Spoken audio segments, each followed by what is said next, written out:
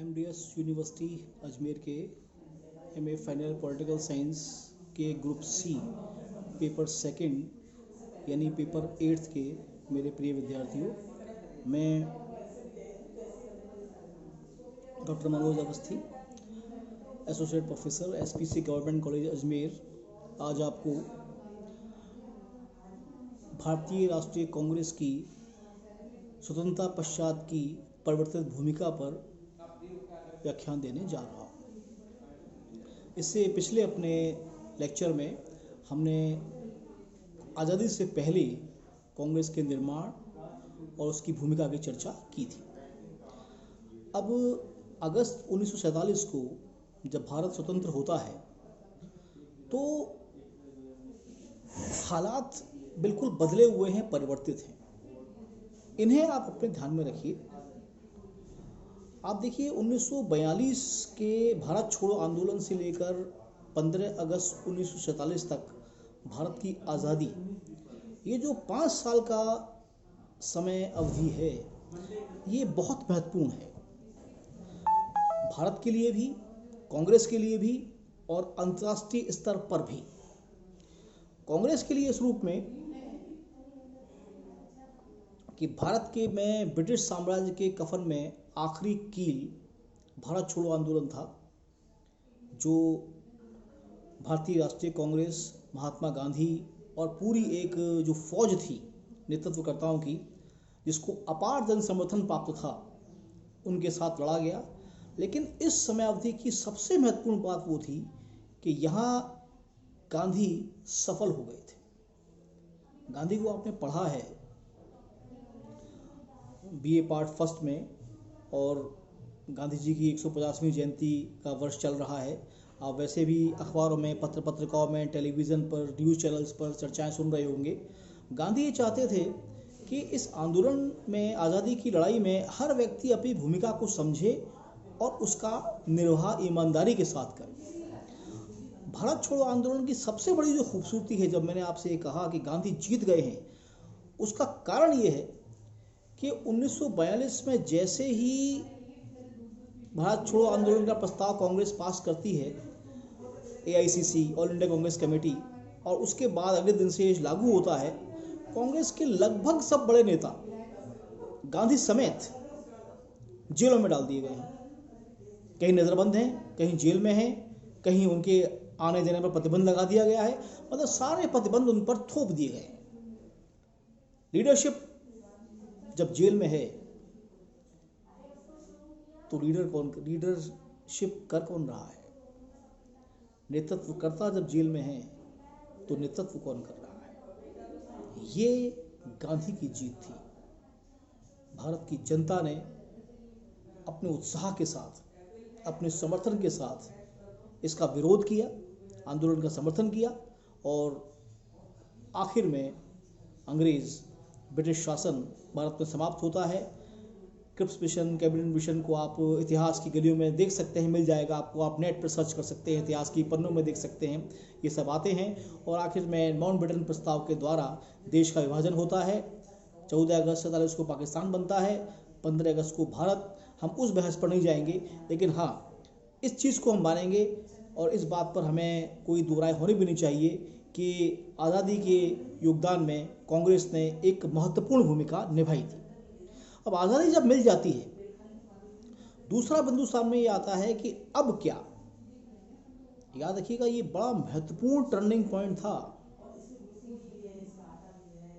इस रूप में महात्मा गांधी ने ये प्रस्ताव रखा एआईसीसी में, नवंबर 47 की बात है ये,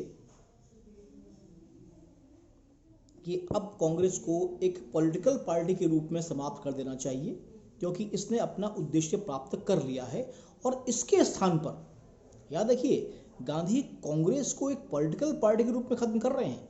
उनका प्रस्ताव ये था, उन्होंने कहा कि सर्वसेवक संघ का इसको दर्जा दे दिया जाए। कांग्रेस एक पॉलिटिकल पार्टी के रूप में काम ना करे, लेकिन एक सर्वसेवक संघ के रूप में अपनी भूमिका निभाए। लेकिन ये लोकतंत्र की जीत मानता हूं उसको मैं। गांधी जी का ये प्रस्ताव अस्वीकार हुआ और ये निर्णय हुआ कि नहीं, एक पॉलिटिकल पार्टी के रूप में कांग्रेस कंटिन्यू करेगी आज़ादी के बाद भी।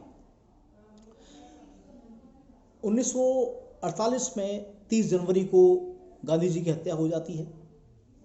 कांग्रेस कंटिन्यू कर रही है, अंतरिम सरकार बन चुकी है, नेहरू प्रधानमंत्री बने हैं और पूरा उनका मंत्रिमंडल है। 1952 में लोकसभा के पहले चुनाव होते हैं। इन लोकसभा के चुनाव में ये 489 स्थानों के लिए हुए। कांग्रेस को इसमें 364 सीट मिली। ये देश की जनता का कांग्रेस में विश्वास था, उनकी आस्था थी, कांग्रेस की नीतियों में उनके समर्थन की झलक थी। और आपको जान के ताज्जुब होगा कि 1952 का जो चुनाव हुआ है, इसमें राष्ट्रीय दल केवल 4 हैं: कांग्रेस, जनसंघ, प्रजा समाजवादी पार्टी और कम्युनिस्ट पार्टी ऑफ इंडिया, जिसको आप सीपीआई कहते हैं। इसमें पहले स्थान पर कांग्रेस रही, 364 स्थान। नंबर 2 पर सीपीआई थी, बाकी भी उससे नीचे रहे। अब आज़ादी के बाद इतना बड़ा जन समर्थन और इतनी चुनौतियां, आसान नहीं था। नेहरू प्रधानमंत्री के रूप में अब देश के सामने हैं। 1947 से 52 तक वो अंतरिम सरकार के प्रधानमंत्री रहे और अब वो लोकतांत्रिक प्रधानमंत्री हैं। भारत गणतंत्र बना है 26 जनवरी 1950 को। नेहरू प्रधानमंत्री बने हैं, इलेक्टेड, और उनके सामने चुनौतियां भी बड़ी हैं। और यहाँ पर एक चीज की ओर मैं आपका ध्यान आकर्षित करना चाहूंगा।